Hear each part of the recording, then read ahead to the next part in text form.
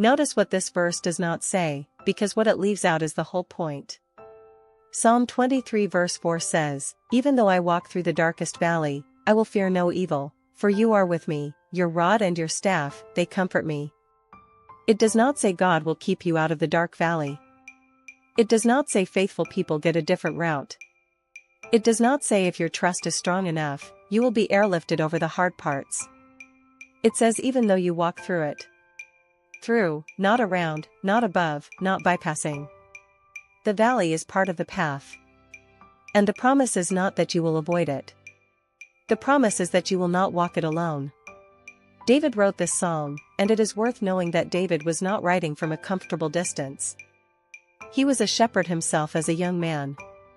He knew exactly what a valley meant, not just as a metaphor, but practically.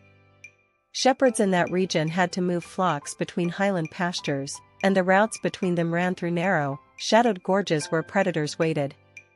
The Valley of the Shadow of Death was not a poetic invention. It was a geography that shepherds knew, feared, and had to navigate anyway. David was writing from the inside of that experience, not from a place of safety looking back at it. The rod and the staff are worth understanding. People sometimes picture them as symbols of punishment or correction, but that is not their primary purpose here. The rod was a short club the shepherd carried to fight off predators, wolves, lions, anything that threatened the flock. The staff was a long crook used to guide sheep, to pull them back from cliff edges, to keep them on the path when they wandered. Together they represent active, working protection. God's presence in the valley is not passive observation from a distance. It is engaged, protective, fighting for you presence. He is not watching you suffer from afar. He is in it with you, armed. There is a version of faith that many people quietly hold, a version that expects God to remove hard seasons from the path if your faith is strong enough. And when the hard season comes anyway, they begin to wonder whether they failed somehow, whether they did not believe enough, whether they are being punished. This psalm confronts that version of faith directly. The presence of the valley is not evidence of abandonment. It is simply part of the terrain of a real life, and God promised presence in it, not prevention of it.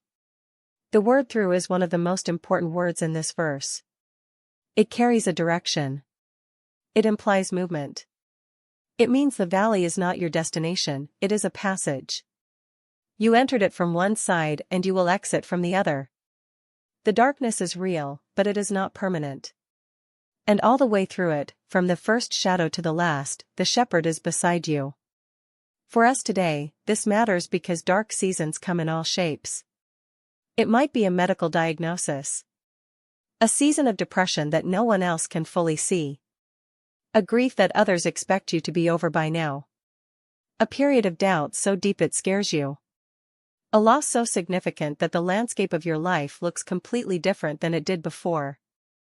In any of those valleys, the temptation is to assume that God's silence is the same as His absence. It is not.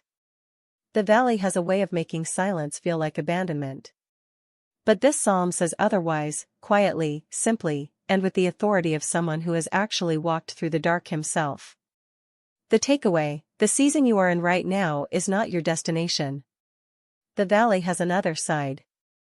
And from the moment you entered it to the moment you walk out, you have not been, and will not be, walking alone.